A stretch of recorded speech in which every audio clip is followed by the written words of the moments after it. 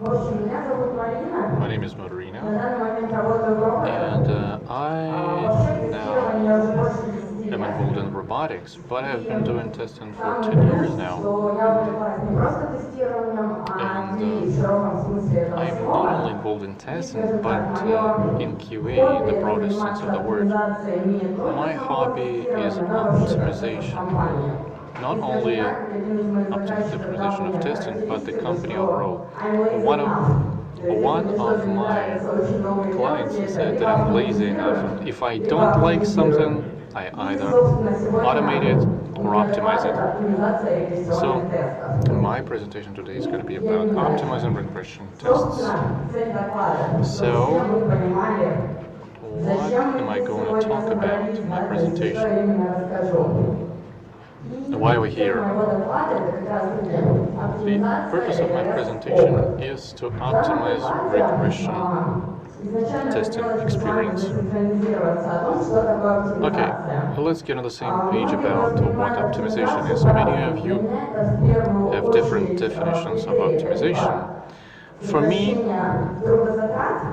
optimization is about reducing the labor costs, time, expenditure, but without sacrificing quality. We like to drop quality or other things, but the most important thing here is to keep the quality intact, because quality is hard to kind of pinpoint and measure sometimes. And perhaps you listened to the last presentation yesterday that proposed the idea that quality results from the work of the entire team. So quality is important, and if something goes wrong, who's to blame?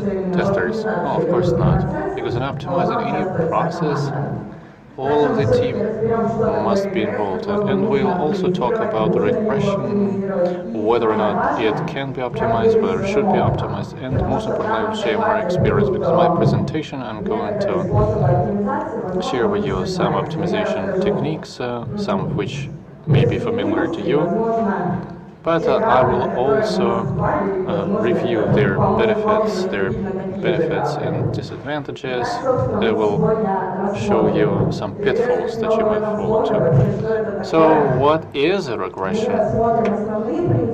We'll discuss the main principles of optimizing regression tests, how they can be improved, and perhaps this is not something we need at all. And I will also specifically focus on alternative optimization methods, for example, using the toolbox of not the tester, but the toolbox of things that can help us define the scope of regression testing and determine its quality. Of course, a lot will depend on the size of the company you work for and the product you are creating. I try to structure my presentation in a way that doesn't emphasize a particular type of product or area, such as a web or anything else. So what is a regression?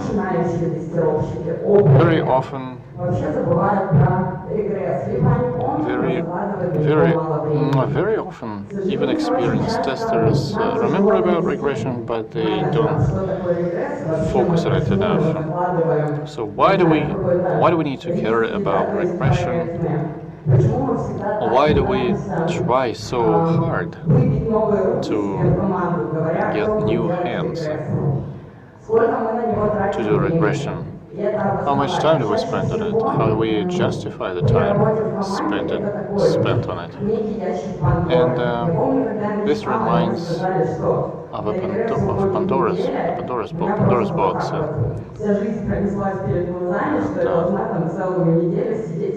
I was told that regression takes 1 week, while the release cycles were every 3 weeks.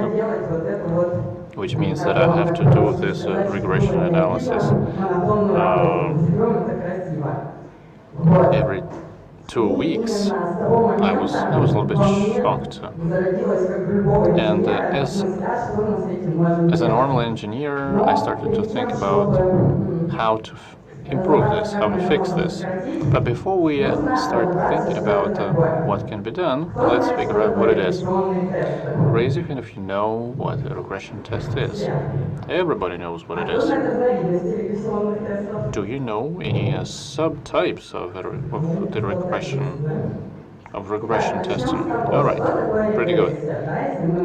So, if we look at history, regression is moving backwards. So we know what testing is. Testing is a process aimed at finding inconsistencies or consistencies. But if we put this all together, regression is moving backwards to find inconsistencies in the past. Well, sounds like something doesn't make sense.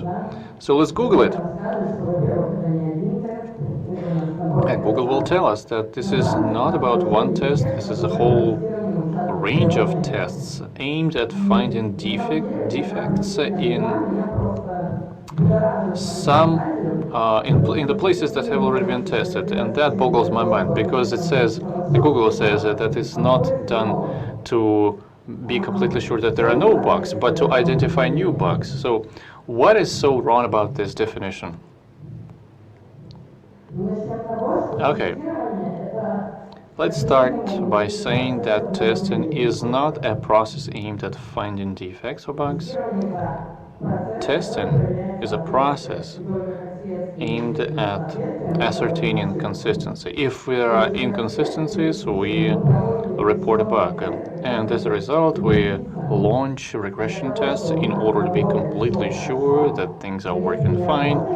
But if they don't work fine, if they're not working fine, this circular defense echelon allows us to highlight all the problems.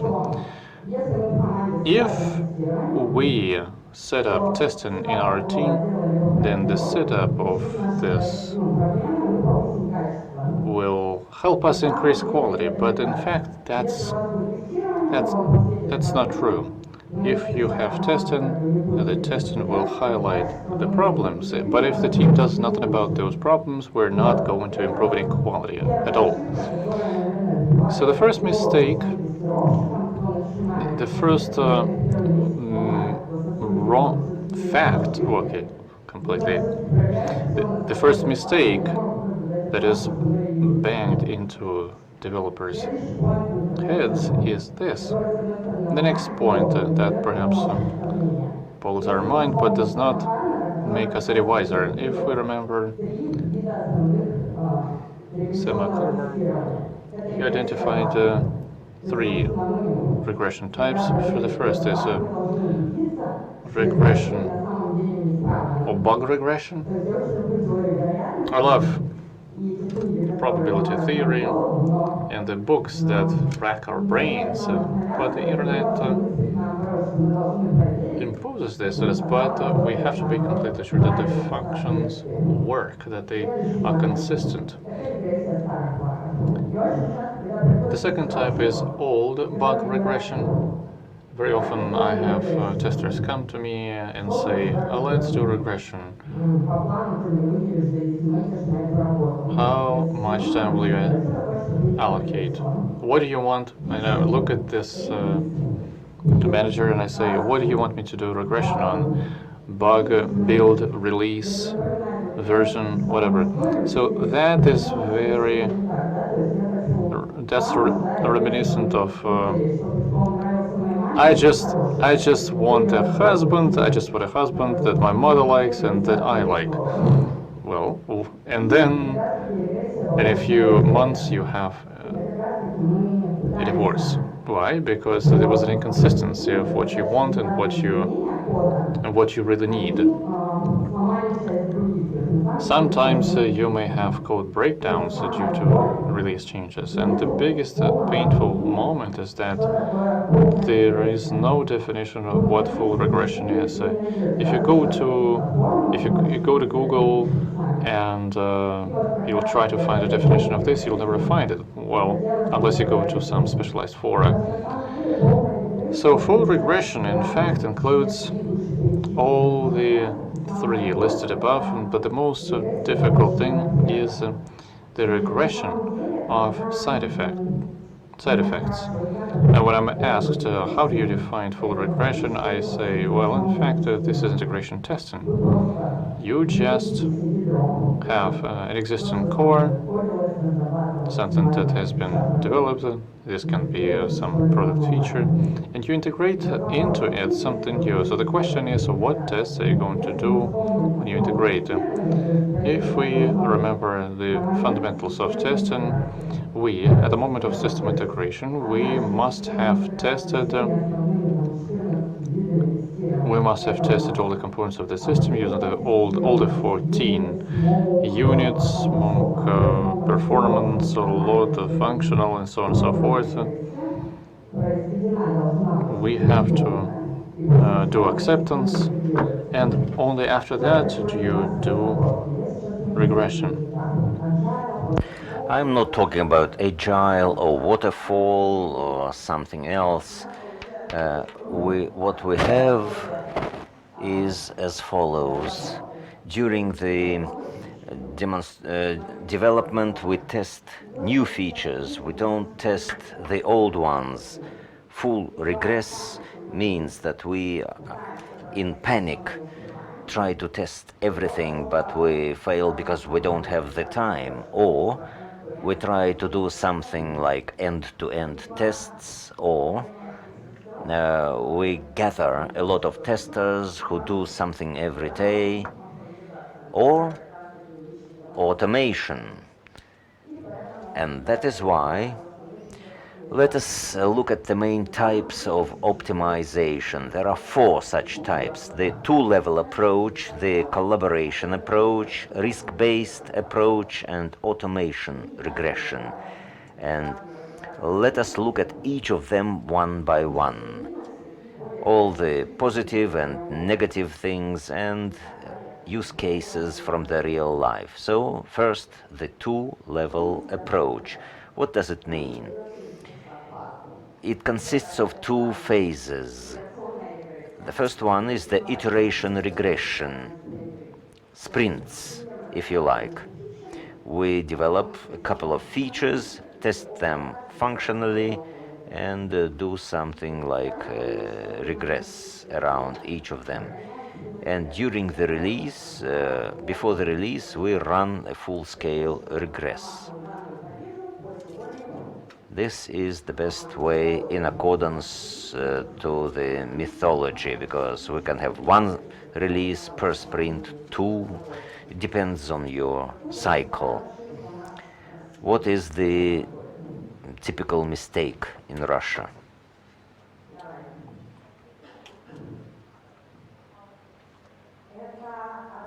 Yes, full regress, and as a result, we don't pass them successfully. So we don't complete full regress. We had 5 sprints before the release. They cut the cases out of the full regress and run the rest. And as a result, we don't have the correct result. They say we try to reduce the pesticide paradoxes, as they call them. Perhaps this is the only reason why we don't have it, because the customers do not understand what is regress, because unfortunately, so far, we had some positive movements in the last 2 years. Customers started understanding technical aspects of development better. The biggest problem is that in the end, we don't allocate the time for regress, or we run regress not completely but partially. What are the positive and negative things of this approach? If you have iterative development, we're talking about a large integration systems like banks, several input and output points. Before the release, you have to do something very straightforward and specific. For example, 3 days before the release, full-scale regress. It's a full-scale regress sprint, if you like. And the second point is why we shouldn't cut anything off, because in many companies they don't have a tool that could disclose dependencies between the product components. And if you delete 30 cases which seem to be more or less clear, this doesn't work. Even if it works, very often in our company and in Russia, Ukraine, all post-Soviet countries, in test design, we don't trace what kind of cases were cut off, which were included in the regress. In reality, we don't have enough time for test design, and you don't have absolutely any time for metrics, for measuring, assessment. So I'll tell you how to combine different methods. The next point, which I like very much, is a risk-based approach. Let me tell you what the university textbooks say. We have 3 levels of priorities: high priority cases, P1 priorities related to functionality that affects business critical features, authorization, availability of top screens, and the buy or sell button.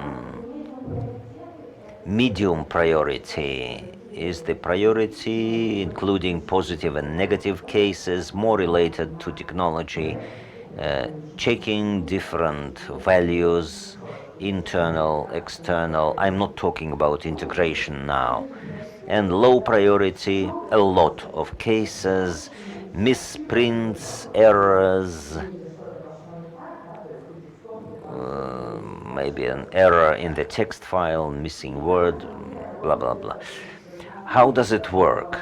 The risk-based approach works only when you have good risk assessment skills, and if the manager looks at the risks and classifies them properly.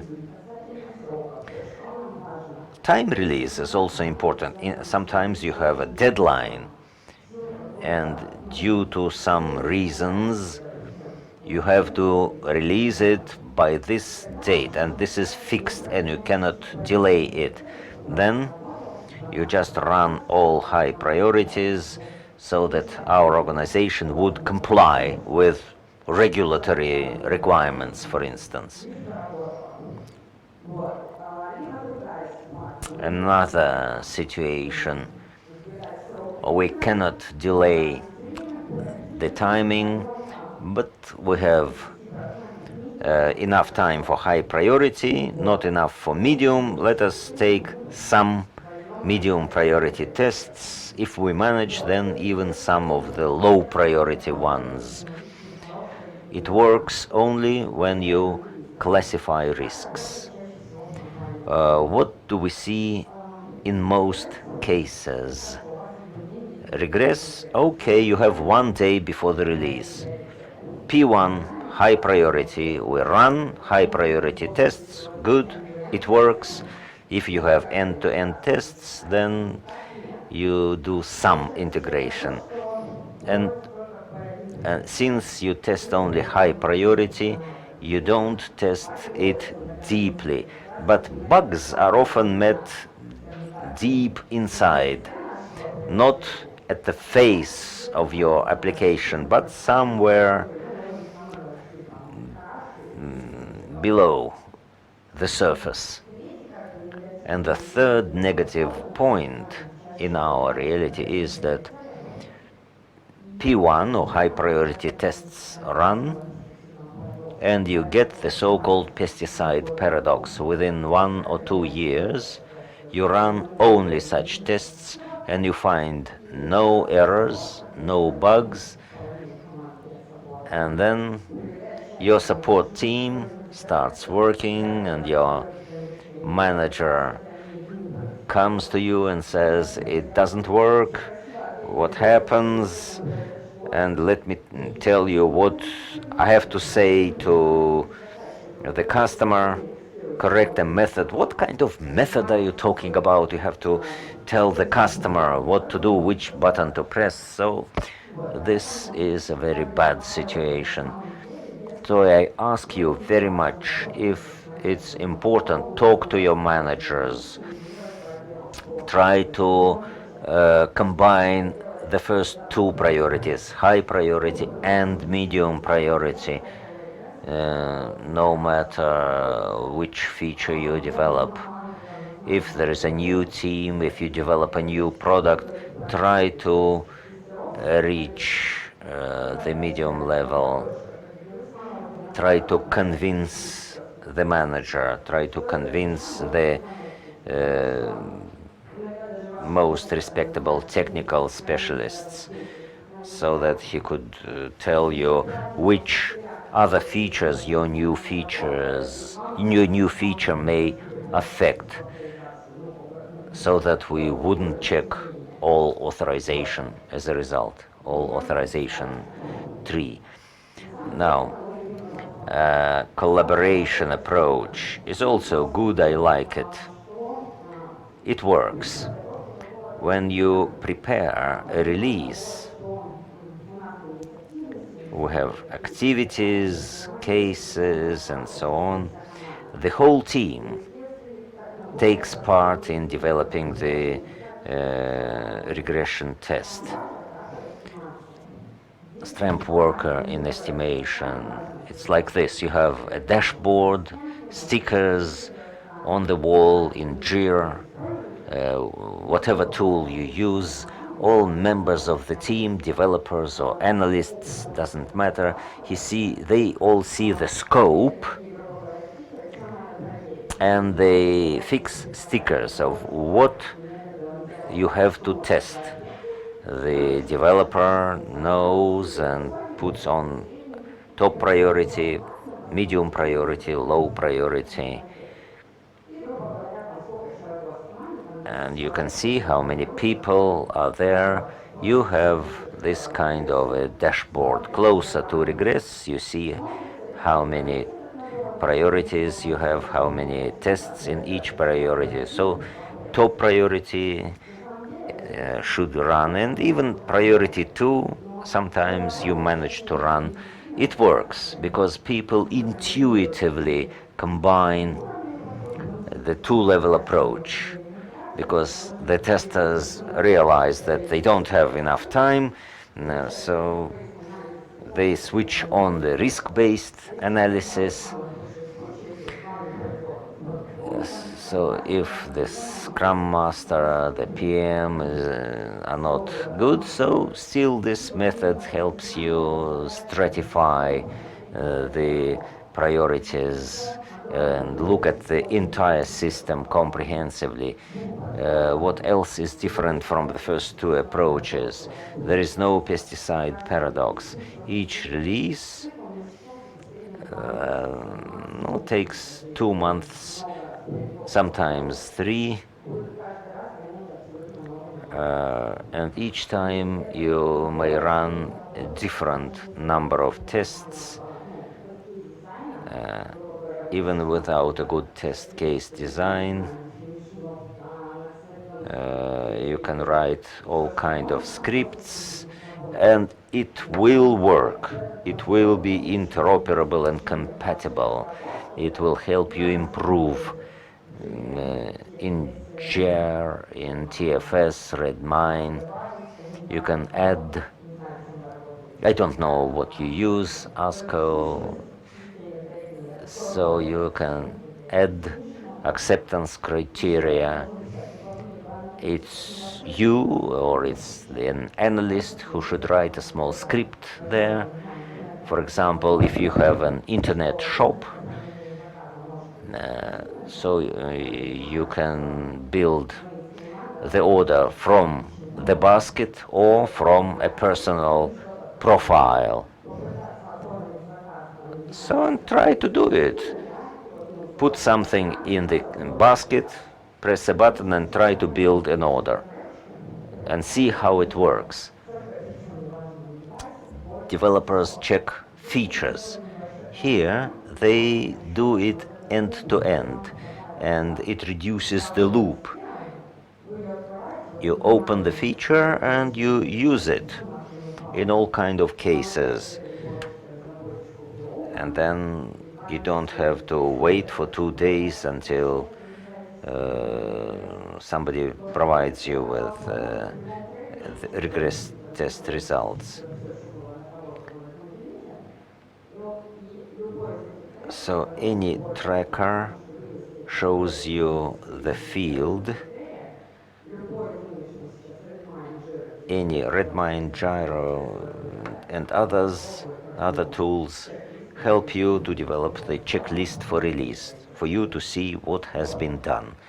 Top priority, priority 2, priority 3, let's go on. Automation, I like the word because comprehensive automation. So customers want us to automate everything, but let me tell you about the main things. We see the features that have to be automated, and there is a team, separate automation team, or some people in your team, maybe a couple of people. Sometimes the same person develops and tests and automates. It depends. In each release, you have some strategic features which are automated from the very beginning and added into our regression pack. In the current sprint, they are tested. In future, they work for us. Good approach, but it's difficult to implement. My experience says that we have to realize what kind of profit we are going to have. Very often it will reduce the time in the future releases, but the cost goes up. The manager comes, says what kind of costs, he cannot do this, you cannot work this way, and the margins are so little. It's costly because automation tests use the same criteria as coding. It should be testable, it should be continuously maintained, there should be a certain code style, comments, and you have to update it continuously. This functionality works only in a certain part of regression. I work with mobile apps now, and I don't see any point in automating everything, because you have to use a person sometimes. If it's just the front end, well, you spend a lot of time on automation, but what's the use of it? If you have huge functionality, then yes. And sometimes it's a narrow approach to automation, not the overall automation, but automation of some features, some tests. You don't have to press a button, you just monitor. If 8 methods do not work, so I test only the 4 working ones. Of course, I exaggerate. You maintain profitability, and the main point here that at the moment of automation, the tester doesn't, goes deeply into the system, which helps him later during the end-to-end testing, non-functional testing. It helps us to find discrepancies at the early stages of the project. It helped me when I worked with the information system. We took information, calculated it in our system, and then delivered to another system. I saw that the data format that we store and deliver to the next system, so it's different from the database, and we have to coordinate and harmonize the data formats to skip reformatting of data during data transfer. Now we come to the most interesting point, alternative optimization methods. I'll tell you more about the tools of business analysis and the tools of test management. When I was a tester, I thought it's a waste of time, it wouldn't help me right now. I have to put the marks, well, but I have to finish my release. What is it? What is test metrics? They are tables demonstrating dependencies. All test matrices are divided into 2 types: functionality matrices and non-functionality matrices. Traceability matrices, sometimes. In Russian, well, traceability anyway. The main types of matrices are here. The first 3 ones are traceability matrices, and the last one is the dependency matrix. What are the traceability matrices? It's the relations between business and the features and requirements, and the most useless, as I believe, is relation between requirements and the tests. How many requirements are covered by the tests. But when I became a test manager and I had more than 15 projects, I had to monitor quality. Well, it's different.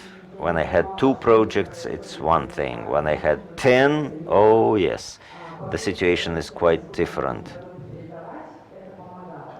It helped me. But for a usual tester, well, it helps to plan. Sometimes testers are not included in at the early stages of development. So during the planning, we see 20, 30, 40% of the time on development. It helps to see what they want from me, what is the estimate, and how can I plan. Dependency matrices are functionality matrices which show direct dependence of features, dependency between features. If it's an integration system, we can see dependence between features in the process of integration, and I want to tell you more about such matrices. The information is quite transparent and visible. If you ask the product owners, and very often they do have such matrices for core functionality. It's a real matrix from one of my projects. It's a two-dimensional table, X functionality, the diagonal, you can see feature to feature analysis, and then dependencies between the features. Let me look at the top level.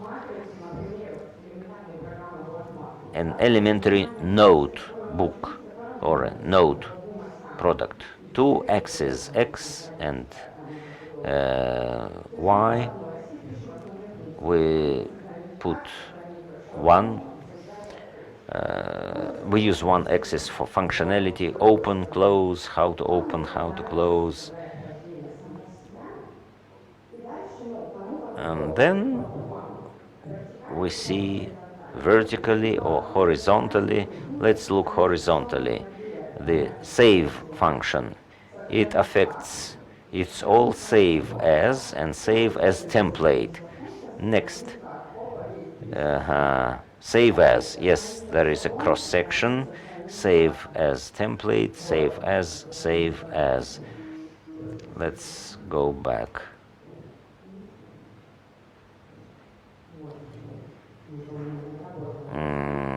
One slide is missing. Anyway, then create or save, create and save.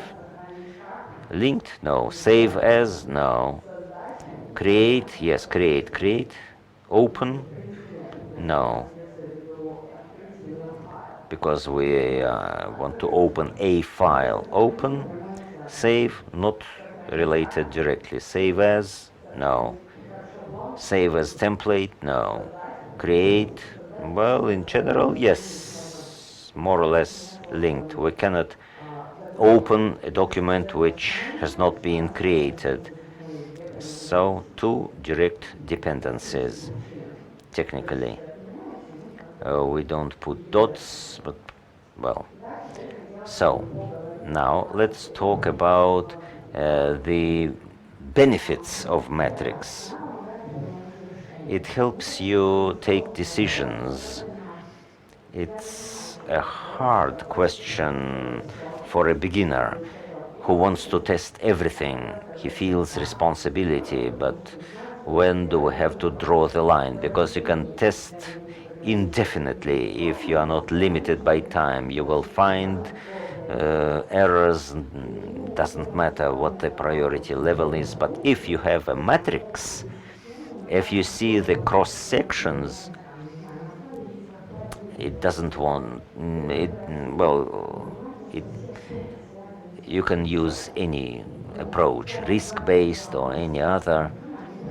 So you can see what has been tested, what has not been tested, whether it's important or not important. Let me take another feature. So, second, it helps you define requirements to regress testing. In my huge integration projects, it reduced the regress time by 30% and raises quality at the same time.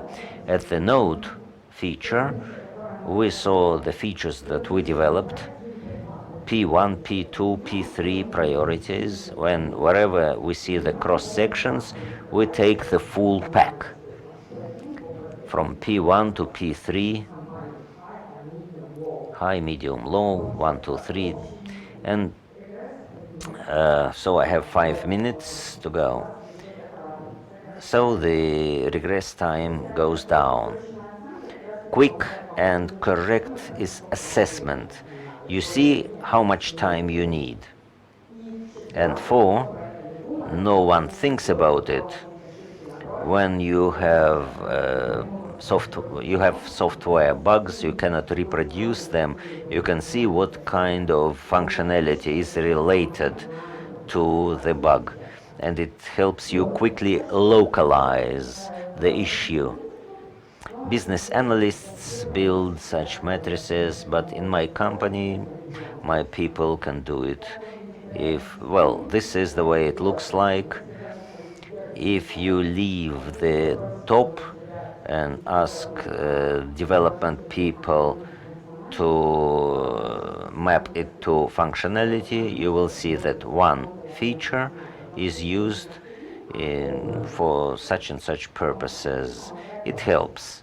It helps to raise quality. And the final method is metrics. In old-time systems, we put label, new bugs, new functionality, old functionality, and all regression pack is divided into two parts related to old functionality,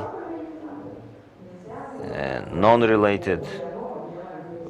We do it differently. Of course, that's about all. You will get this presentation. It's on 3 pages. That's all for today. Thank you.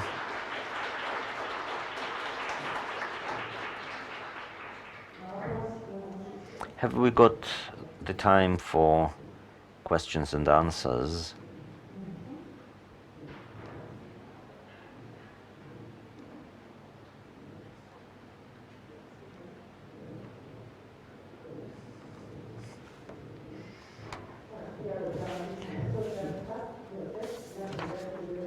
Can we use auto tests for regression testing? I told you that we have benefits. We can cut the regress time. I had a small system, and all regress was quite simple, and in reality it was very difficult to test all the features manually. It would take me a week, but automatically it can be done overnight. Everything was done. Of course, you have to update it continuously. Update, update, update.